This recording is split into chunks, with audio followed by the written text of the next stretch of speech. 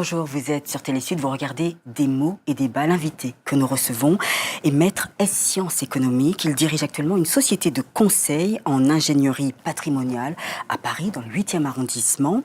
Il est notamment l'auteur de Propos sur notre époque, sorti en 2016. Michel Tirouflet, bonjour. Bonjour. Vous allez bien? Très bien. Merci d'être avec nous. Non, c'est moi qui vous remercie de m'avoir invité. Eh bien, écoutez, c'est un plaisir. Pardonnez-moi pour le peu de connaissances en économie. Je vais essayer d'éclairer nos téléspectateurs grâce à vous. Alors, vous êtes aussi l'auteur de André Dittelme, parce que vous êtes le petit-fils, donc c'est votre grand-père, André Dittelme. Vous avez sorti un livre pour lui rendre hommage. C'était Le pilier de la France libre. Absolument. Voilà. Et puis là, la parution de votre dernier ouvrage, c'est un essai sur l'économie française. D'ailleurs, ça s'intitule Économie française, les causes de la chute et les voies du redressement, paru chez Vuibert. Eh bien, commençons sans plus tarder la première partie de l'émission, au fil des pages.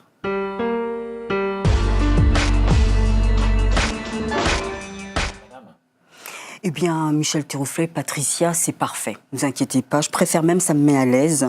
Alors, dans votre avant-propos, vous nous interpellez avec ces lignes. Ce livre s'adresse aux lecteurs et non à les lecteurs. Pourquoi avoir précisé cela ?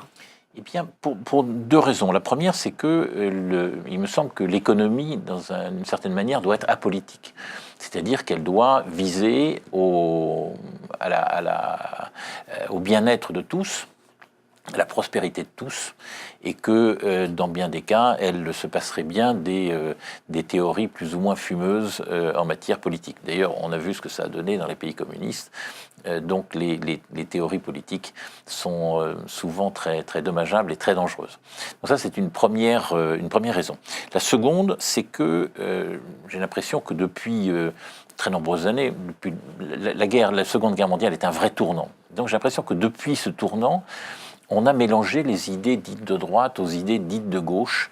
Et donc, on est face à un joyeux mélange dans lequel la droite ni la gauche, d'ailleurs, ne devraient retrouver leur petit.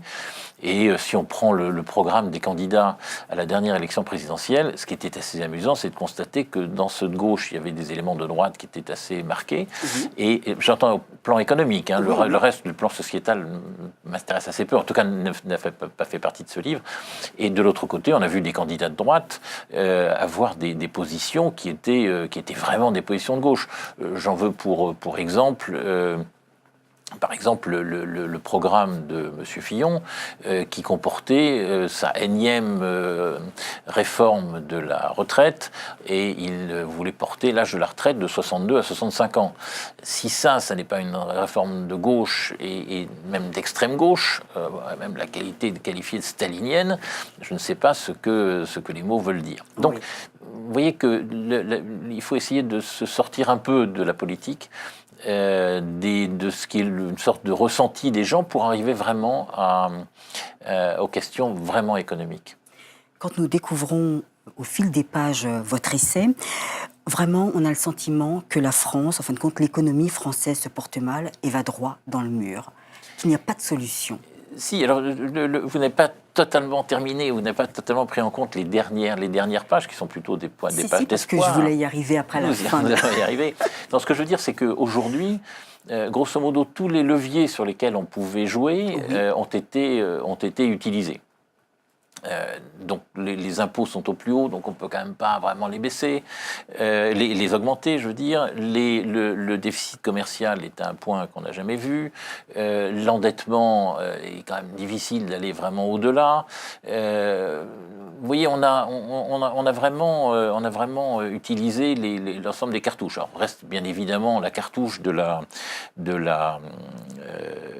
CSG qu'on a utilisée, que le président vient d'utiliser de façon très large. CSG, c'est une espèce d'énorme tuyau qui amène des fonds à ce monstre, ce Moloch qu'est le public, le trésor public et sécurité sociale. Mais on se rend compte que c'est comme si on droguait le pays et qu'on lui donnait de plus en plus de morphine. Au bout d'un moment, ça risque quand même de le tuer. Voilà. Donc c'est vrai que on a utilisé beaucoup d'expédients, on est très endetté, et pourtant, on n'est pas dans une situation extraordinaire. Donc si vous voulez, il n'y aurait pas de dette et on serait dans le même état économique, on pourrait dire, mais très bien, on a devant nous des armes contre l'absence de croissance qui sont importantes. Mais là, non, on a vraiment déjà utilisé nos ressources. Et pourtant, Monsieur Tirouflet, vous dites que cet état de la France, cet état économique désastreux de la France, existe déjà depuis la royauté. Et vous dites même, en fin de compte, quand on parle des 30 glorieuses, elles ne sont pas si glorieuses. Donc, en fin de compte, l'état de la France a toujours été déplorable depuis de nombreuses années. Non, si vous me permettez, je fais une petite correction. En fait, j'ai voulu, dans ce livre, essayer d'utiliser le passé pour décrypter le présent. Oui. J'ai découvert qu'en fait, pendant de très très nombreuses années, c'est-à-dire à la fin de la royauté, alors que ça commence même pendant la royauté, les Français ont été un peuple extraordinairement libéral. Et que ce côté libéral a eu des effets tout à fait importants. La France a été un très grand pays, elle s'est très bien développée. Et puis arrive une première rupture mineure, si on veut dire, en 1914-1918, et puis une vraie rupture, là pour le coup, un changement complet de cap au cours de la Deuxième Guerre mondiale, puisque à la fois le régime de Pétain pendant la guerre, notamment en 1941, et le Conseil national de la Résistance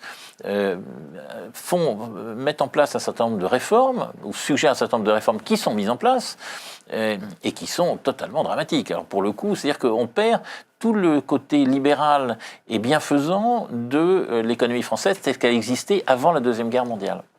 Et pour revenir, vous parliez des 30 Glorieuses, j'ajoute juste que ces 30 Glorieuses, en fait, ont masqué, n'ont pas permis de voir qu'en fait, on était parti sur un pied qui était terriblement mauvais et qu'on bénéficiait de circonstances qui étaient exceptionnelles. Alors, il y avait bien entendu la reconstruction, plus facile de reconstruire que de construire, et surtout, on a bénéficié d'éléments très importants qui étaient le fait qu'il y avait très peu de concurrence au monde, pas du tout celle qu'on connaît aujourd'hui, et où tout le monde est concurrent de tout le monde, et puis on bénéficiait d'autres avantages comme un prix du pétrole particulièrement bas, évidemment, chose qui s'est arrêtée en 1973-74, au moment du premier choc pétrolier, et à la fin de ces fameuses 30 Glorieuses. Comment se fait-il que l'État français n'ait rien mis de côté ? Parce que l'État est un État impécunieux et que je pense qu'il y a un certain nombre de... Les gouvernants ont plutôt été des hommes gentils, je pense, avec un bon fond, et ils ont voulu faire plaisir à tout le monde et distribuer des cadeaux. Voilà, et en se moquant du proverbe chinois, qui est probablement le plus grand de tous les temps, qui est qu'il vaut mieux apprendre à quelqu'un à pêcher que de lui donner du poisson. Voilà. Oui. Et petit à petit, on a donc consenti des cadeaux qui avaient un double but, qui était de faire plaisir aux gens, parce qu'on veut être réélu, et le deuxième, c'était de dire que ce faux principe selon lequel plus on donne des cadeaux, plus les gens dépensent, et plus ça favorise la croissance. Et puis est arrivé un moment où les cadeaux, le Trésor public n'avait pas les moyens de les faire, donc on s'est adressé à l'extérieur, et le Trésor public s'est endetté. Et donc il a continué en s'endettant de façon très importante tous les ans, et donc on a continué à faire des cadeaux, en attendant, quand je dis on, ce sont nos gouvernants, bien en sûr. Attendant, en regardant le ciel et en priant qui sont Dieu, qui sont idole, qui Johnny Hallyday, pour que la croissance revienne. Et malheureusement, la croissance ne pouvait pas revenir.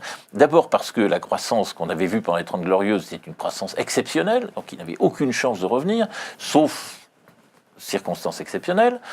Et puis, l'autre chose, c'est que tout ce qu'on faisait pour la faire revenir ne faisait en fait que l'handicaper.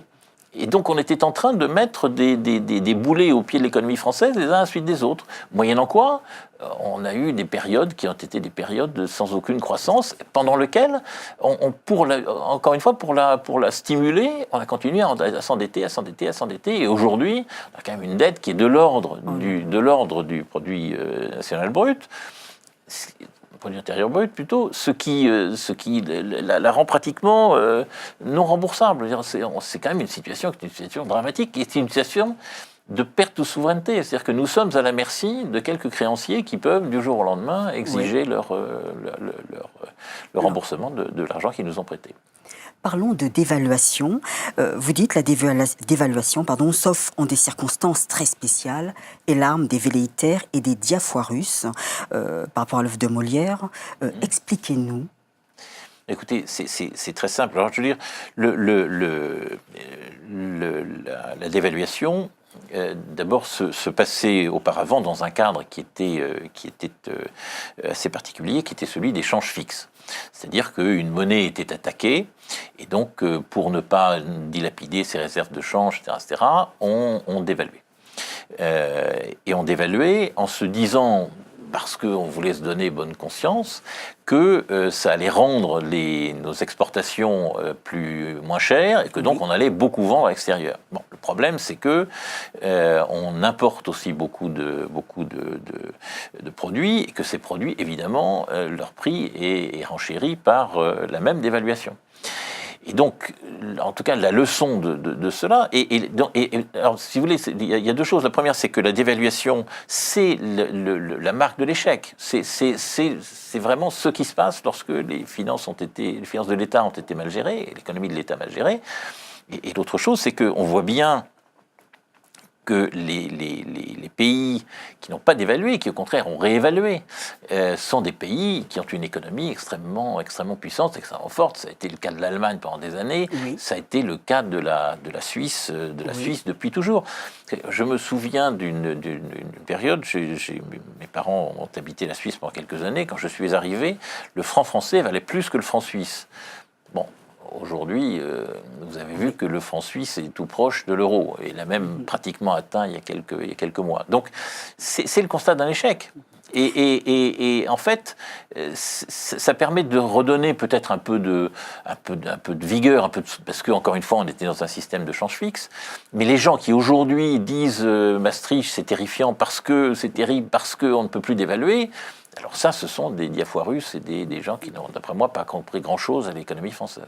Et justement, en parlant de dévaluation, est-ce que je voudrais connaître votre analyse sur la dévaluation du franc CFA.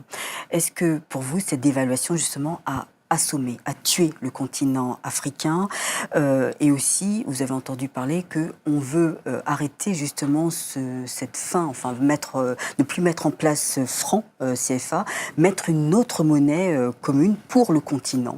Qu'en pensez-vous? D'abord, je trouve que c'est une excellente idée.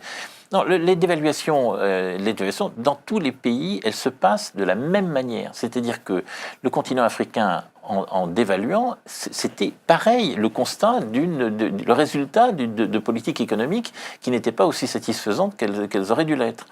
Et donc les mêmes effets, les mêmes causes donnant les mêmes effets, les dévaluations pour le continent africain ont été évidemment tout à fait pernicieuses, et d'autant plus pernicieuses qu'on les fait à répétition pour se dire que les matières premières qu'on exporte sont moins chères et que donc on va en bénéficier. Oui. Exactement pareil. Quant à avoir une monnaie africaine, bien sûr, je veux dire,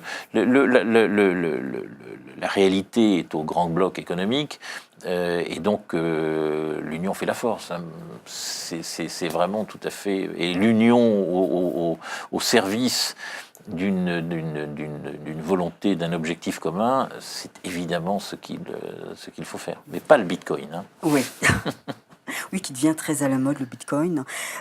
Autre chose, pour continuer sur l'endettement de l'économie française, là je parle des colonies françaises, des collectivités territoriales, ultramarines, Martinique, Guadeloupe, Réunion, Guyane, Nouvelle-Calédonie, bon, j'en passe. Si ces territoires prenaient leur indépendance, est-ce que cela réduirait la dette de la France, soulagerait la France ? La métropole. D'abord, vous m'engagez sur un terrain qui m'est moins familier, même si j'ai toujours trouvé beaucoup de plaisir à aller faire quelques séjours aux Antilles. Écoutez, je crois que, sincèrement, d'abord, le fait que les Antilles deviennent indépendantes, d'après moi, n'aurait pas un impact considérable sur l'économie française. C'est pas de cet ordre de grandeur. En revanche, je pense que les pays qui demandent leur indépendance, leur autonomie, ce qui ressemble quand même farouchement à de l'indépendance, que ce soit la Catalogne, que ce soit la Corse ou que ce soit la Guadeloupe ou la Martinique, d'après moi, on va à contre-courant de l'histoire. Enfin, je veux dire, c'est absolument évident. On est en train de faire l'Europe et on a des petits morceaux qui s'en séparent, qui sont d'ailleurs toujours situés à la périphérie, vous avez vu. Oui. Par un retour de l'histoire, c'est toujours les périphéries qui ont conquis les empires, et là, ce sont les périphéries qui veulent se sortir de ces empires. Non, la Guadeloupe et la Martinique, si elles sortaient, ça serait probablement un vrai choc économique. D'ailleurs, elles ne pourraient pas sortir comme ça du jour au lendemain, ça serait impossible. Tout ça devrait être préparé, mais il y aurait probablement quelques années particulièrement difficiles, sachant que après, l'indépendance donne aussi un certain nombre de stimulants, d'idées. C'est vrai que quand vous regardez, on a beaucoup parlé de Saint-Barth ces derniers jours. Saint-Barth, c'est quand même une véritable réussite économique. Bon, alors tout le monde, toutes les îles ne peuvent pas accueillir que des milliardaires et devenir des paradis fiscaux, mais il n'empêche qu'il peut y avoir un certain nombre d'idées. Mais ça passera quand même forcément par des périodes, ce sont des périodes très, très, très, très difficiles, économiquement difficiles, bien sûr, parce que, regardez, au point de vue énergie, ces îles ne sont pas autonomes, tout ça coûte très cher, importer aujourd'hui, tout ça est largement subventionné. Très bien d'ailleurs, mais je veux dire, les péréquations dans un ensemble, que ce soit l'ensemble français avec ses départements, ses régions et ses régions d'outre-mer, que ce soit l'Europe avec ses différents pays, je veux dire, ou que ce soit les États-Unis, avec d'un côté New York et la Californie très riche et l'Alabama moins riche, ou l'Arkansas moins riche, tout ça, c'est de savoir si les gens veulent vivre ensemble et vivre ensemble harmonieusement. Donc les péréquations sont naturelles et vouloir s'en échapper, quand même faire montre d'un égoïsme assez flagrant et dangereux pour des îles qui n'ont pas les ressources de la métropole. C'est vrai que la Martinique serait une immense mine de diamants et on comprendrait. Oui. Mais là, pour l'instant, c'est pas le cas. De ressources, oui. À part la banane et peut-être les mangues, non, sans plaisanter. Et encore un bon ouragan et tout ça détruit la banane. Et donc, je veux dire, là, on a vu quand même avec les dégâts des derniers typhons, des derniers ouragans, que le fait que la métropole soit là, ce n'est pas totalement idiot et que c'était pouvait avoir certains avantages à des moments difficiles. Il nous reste très peu de temps pour cette première partie d'émission, Monsieur Tirouflet. Concrètement, donc, pour ces voies du redressement de l'économie française, vous parlez de moralisation de la vie politique. Moi, je pense tout de suite à Emmanuel Macron. Réforme du Code du travail. Je pense aussi à Emmanuel Macron, la lutte contre le corporatisme, politique de la transparence, réduction des dépenses publiques. Pour vous, ce sont notamment ces quelques solutions pour pouvoir sortir l'économie française de la tête, enfin de l'eau, quoi. Oui, alors la moralisation de la vie publique, c'était en fait, je n'ai pas réclamé, enfin, j'ai pas fait la promotion de la moralisation de la vie publique. Je pense que la vie publique est moralisée lorsque les dirigeants politiques se conduisent de façon correcte. Au contraire, je pense que les mesures qui ont été prises sont des mesures à court terme et des mesures qui ne sont pas adaptées. Par exemple, vouloir limiter le mandat des membres du Parlement me paraît stupide. Je veux dire, la politique, c'est pas un métier qu'on enseigne dans les écoles. C'est un métier qui se conduit largement sur le cas, même si le président Macron est un contre-exemple de ça. Empêcher les gens d'avoir 2 mandats électoraux me paraît contraire au saint principe démocratique qui fait que lorsque les gens choisissent, c'est à eux de décider s'ils veulent élire M. X ou M. Y. Si on les empêche d'élire M. X parce qu'il a un autre mandat par ailleurs, je ne vois pas en quoi c'est un progrès démocratique, bien au contraire. Pour le reste, oui, je pense que la lutte contre le corporatisme, qui a déjà été un peu engagée, est important. Je pense que le plus important à faire avant toute chose, c'est-à-dire avant d'engager une vraie réforme de la réduction de la dépense publique, c'est de déterminer quelles sont les véritables missions de l'État. Aujourd'hui, personne ne sait ce que fait l'État, s'il doit intervenir dans tel domaine, s'il ne doit pas intervenir dans tel domaine. Je vais vous donner un exemple très simple. Vous prenez les cotisations que vous payez. Vous n'avez aucune idée de leur contrepartie. Oui. Aucune. Vous n'avez aucune idée de leur contrepartie, vous ne savez pas où ça va. Oui, tout ça est dans une obscurité qui aujourd'hui, me semble-t-il, totalement insupportable. Je veux dire, il faut que l'État dise, voilà, mais tel handicap, c'est moi qui le prends à ma charge et c'est pas les travailleurs, mais c'est la collectivité. Je veux dire, il y a tout un travail de remise à plat qui permettra de savoir exactement où on va et de savoir ce qui est réglé par les cotisations, par les impôts, par les prélèvements sociaux, par les cotisations sociales. Aujourd'hui, tout ça est un vaste bazar dans lequel la chatte proverbiale serait absolument incapable de retrouver ses chatons. Très bien, merci beaucoup. Monsieur Tirouflet, pour cette première partie de l'émission, passons à carte sur table.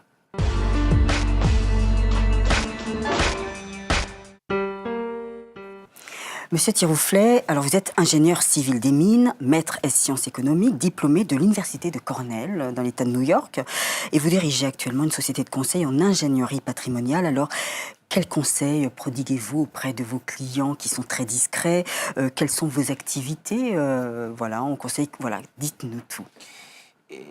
Écoutez, la société que j'ai le plaisir de diriger, effectivement, fait du conseil en gestion de patrimoine. C'est-à-dire que nous faisons du conseil et uniquement du conseil. C'est-à-dire que nous ne gérons pas de fonds, nous ne donnons pas de conseils de gestion de fonds, nous ne vendons pas de produits financiers, et donc notre seule mission, c'est d'essayer de donner à nos clients des conseils le plus éclairés possible pour optimiser leur patrimoine.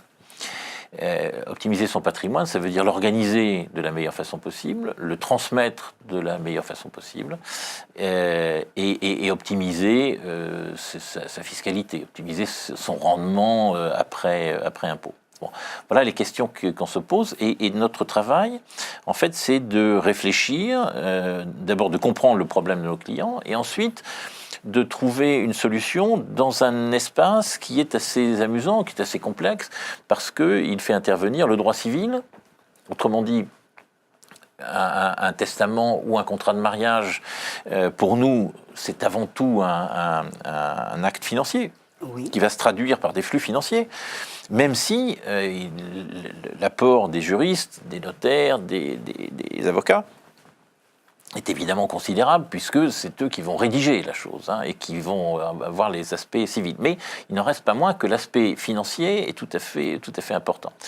Donc le droit civil, la finance, bien entendu, est-ce qu'il faut s'endetter, pas s'endetter, quel placement retenir, quel type de placement retenir, quel réceptacle de l'épargne utiliser, et puis la fiscalité, qui est évidemment assez complexe, même si les dernières réformes qui devraient être votées définitivement à la fin de cette année promettent un peu de simplification, sachant que la simplification s'accompagne souvent de choses complexes, sous-jacentes, auxquelles il faut penser au fur et à mesure du temps, et que l'implémentation d'une nouvelle politique fiscale provoque quelques à-coups et pour lesquels on est assez bien outillé pour répondre. Donc je suppose que vous êtes partisan même pour conseiller à vos clients d'aller plutôt dans les paradis fiscaux. Non, restons absolument calmes. Notre but n'est pas de favoriser l'évasion fiscale. Notre but est d'abord que nos clients sachent quels sont leurs droits, quelles sont leurs possibilités, quelles sont leurs capacités. Et ensuite, c'est vrai que nous respectons totalement ce que dit le Conseil constitutionnel, c'est-à-dire qu'entre deux solutions, qui sont toutes les deux parfaitement légales, il est assez logique que l'on puisse choisir celle qui a le moins d'impact ou de lourdeur fiscale. Voilà. Mais nous nous en tenons là exactement dans les limites de la loi, et tout ce que nous pouvons conseiller ou recommander ou préconiser s'accompagne toujours d'opinions fiscales absolument sans réserve et sans qualification. Donc il n'est pas question d'évasion fiscale chez nous. Dernière question pour clore cette deuxième partie d'émission. Est-ce que vous avez quelques grands noms comme des présidents africains, des fils-filles de présidents africains qui viennent vous voir pour demander conseil pour acheter des biens immobiliers à Paris, en France ? Non, alors je vous rassure, nous n'avons absolument aucun contact avec des biens mal acquis, par le biais de ceux qui les ont acquis ou par le biais des biens eux-mêmes. Donc je vous rassure, de ce côté-là, je pourrais dire, s'agissant de l'Afrique, que nous sommes blanc-bleu. Mais cela étant, nous, parmi nos clients, nous avons beaucoup d'Africains. Certains vivent à Paris, certains non. Nous nous sommes intéressés à des opérations en Afrique. Nous avons essayé de regarder comment elles pouvaient être financées. Et donc, non, l'Afrique n'est pas du tout un terrain éloigné et vierge. Et donc, on s'y intéresse. Mais pour les biens mal acquis, il faudra quelqu'un d'autre peut vous renseigner, mais pas moi. Très bien. Alors, nous allons clore cette deuxième partie de l'émission Carte Postale. Nous allons passer maintenant au coup de cœur.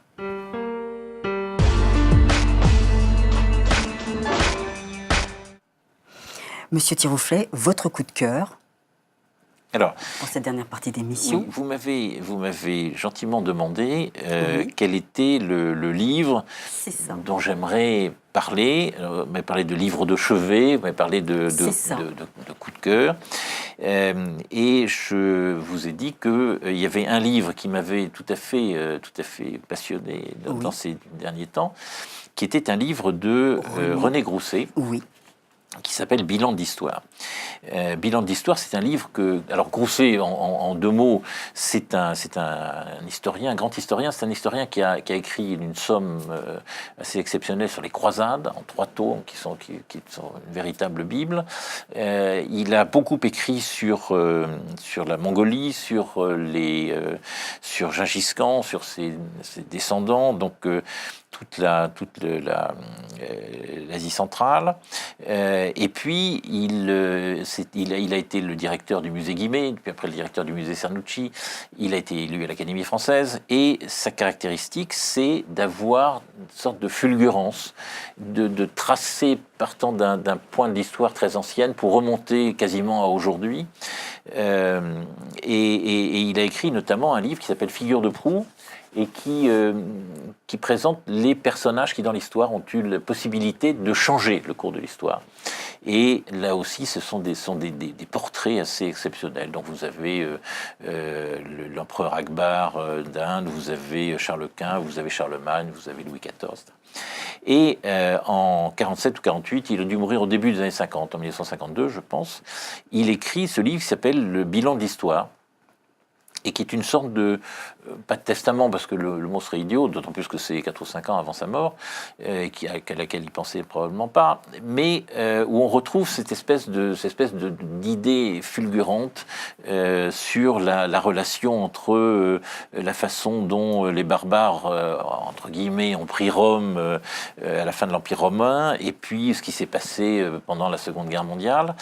Et donc, il revoit l'histoire à grands traits, à grands coups de brosse, et c'est absolument magnifique. Et il y a un discernement chez cet homme qui est remarquable. Et donc ce livre, pour ça, a un véritable intérêt historique, etc.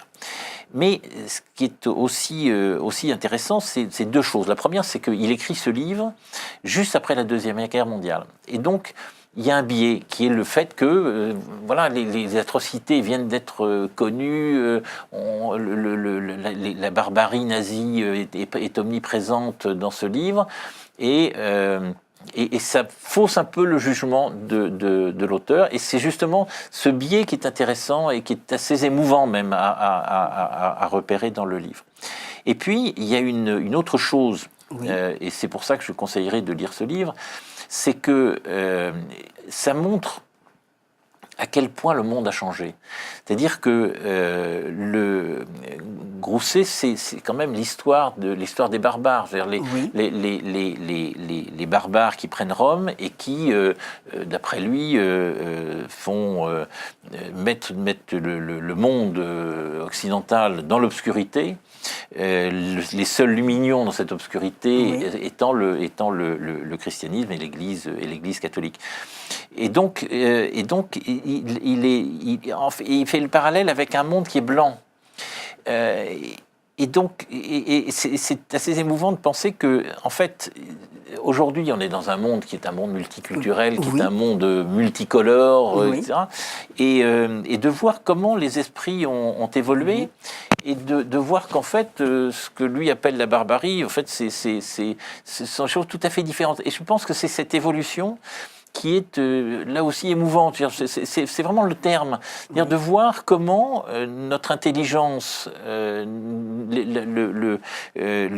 civilisation, le retour de la civilisation a fait que, en fait, ce qu'on pensait en 1947, vous savez, c'est 10 ans après que Léon Blum ait dit qu'il y avait des races inférieures et des races supérieures.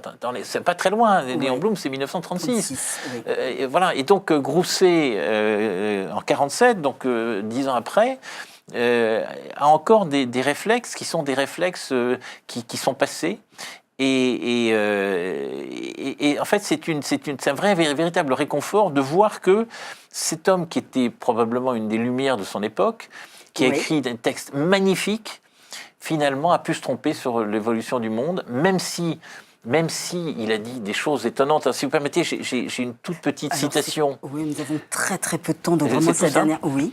Cette loi historique a toujours été vérifiée, que le développement d'une société semble toujours s'opérer autour d'une idée force, à la fois raison interne et but de cette société. Car tout groupement humain, comme tout homme, se dirige plus ou moins consciemment. Autrement dit, disons que si M. Macron veut réussir, il faut qu'il donne à la société française le moteur sur lequel sera construit la croissance et le progrès de notre pays, dans lequel on englobe bien évidemment, et jusqu'à preuve du contraire, un certain nombre de territoires d'outre-mer. Merci beaucoup Michel Tirouflet de votre vision de l'économie française et puis aussi du monde. Alors, vous êtes venu nous voir pour votre ouvrage, votre essai « Économie française, les causes de la chute et les voies du redressement » chez Vuibert. Merci à vous. Merci à vous. Et puis quant à vous, mes chers complices, on se retrouve la semaine prochaine avec un autre auteur bourré de talent. Et oui, merci de votre assiduité si précieuse. Au revoir et à bientôt.